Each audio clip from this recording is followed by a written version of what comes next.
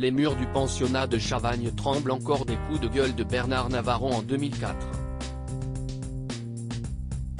Plus de 20 ans après la diffusion de l'émission de M6, Télé Loisirs a retrouvé la trace de ce mythique bâtiment. Loin des studios de la Plaine Saint-Denis, 93, que serait la Star Academy sans son château de Damary les Lys ou Fort Boyard sans son imposante enceinte en pierre posée au milieu des eaux? Personnages à part entière, ces lieux de tournage uniques ont eux aussi contribué au succès de ces programmes cultes. Tout l'été, Télé Loisirs a cherché à savoir ce qu'étaient devenus certains d'entre eux. À commencer par le mythique et très sévère pensionnat de Chavagne de M6. Qu'est devenu le pensionnat de Chavagne de l'émission éponyme de M6? Souvenez-vous, en 2004, le temps d'une plongée dans le système scolaire des années 1950, une vingtaine d'adolescents avaient tremblé devant l'intransigeant surveillant général Bernard Navarron et les professeurs de la télé-réalité de M6. Un mois de tournage dans cet ancien prieuré de Vendée qui, surprise, abrite un véritable établissement scolaire depuis 2002.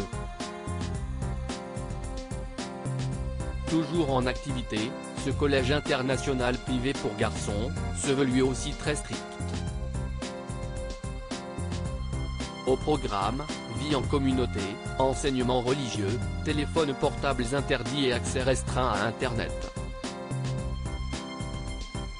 Le tout avec des frais annuels qui grimpent jusqu'à 23 950 €.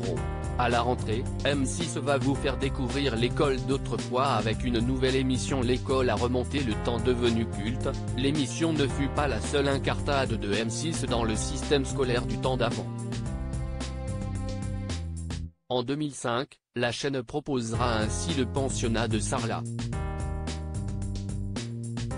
Puis retour au pensionnat à la campagne dans lequel des adolescents tentaient de passer le certificat d'études en 2013. Et pour les plus nostalgiques, sachez que M6 mettra dès septembre de nouveau l'éducation nationale en avant dans l'école à remonter le temps.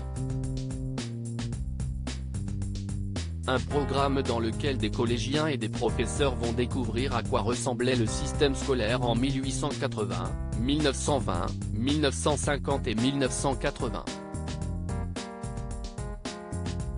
De plus, un documentaire événement, au cœur du collège, suivra des collégiens pendant toute une année scolaire au sein de leur établissement.